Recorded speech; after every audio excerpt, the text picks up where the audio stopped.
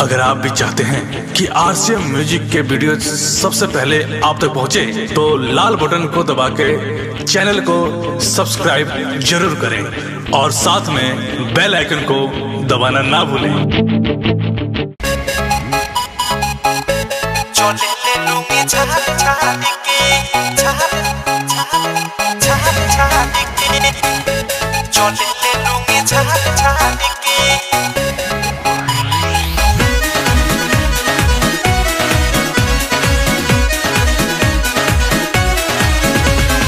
गोड पिया रहते तले खियाईती तनिए साधु साला बेर बेर मनाईती।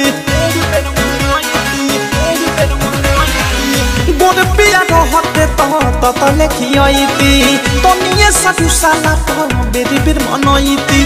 कदिए पकड़े ले गुमान चले ले लुंगी झाड़ झाड़ के पलंगे पटे में रोजे ठान सुतेले सेंट माट माट के। गोड पिया रहते तले खियाईती तनिए साधु साला बेर बेर मनाईती। कदिए पकड़े ले गुमान चले ले लुंगी झाड़ झाड़ के पलंगे पटे में रोजे ठान सुतेले सेंट माट माट के।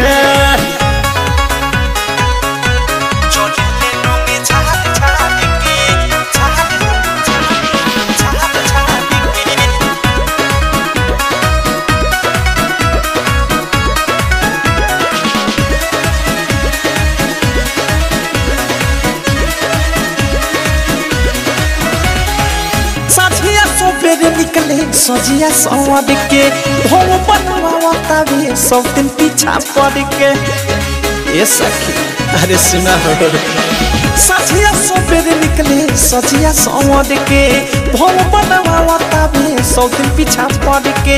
हिपिए सोटे में सखी बीतता जवानी चश्मा पहिर के चले कोडे मना मानी मुहला ले करे खा के पान चले ले लुंगी झाड़ झाड़ के पलंगे पौधे में रुझे ठंडा सुतेले सेंट मार मार के।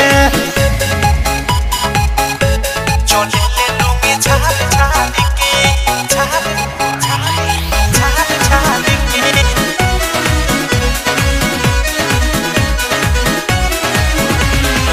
खाके कहाँ जात बारो कुछ खिसियाए आँख लाल लाल करे पियावा न भाए।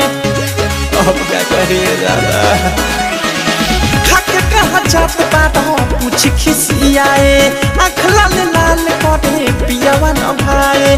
पति पहरा में सोर नहीं मिलन दबे सारा पति पहरा में सोर नहीं मिलन दबे सारा सोची सोची मारे भीतर बान चले ले लुंगी झाड़ झाड़ के पलंगे पटे में रोजे ठान सुतेले सेंट मार मार के।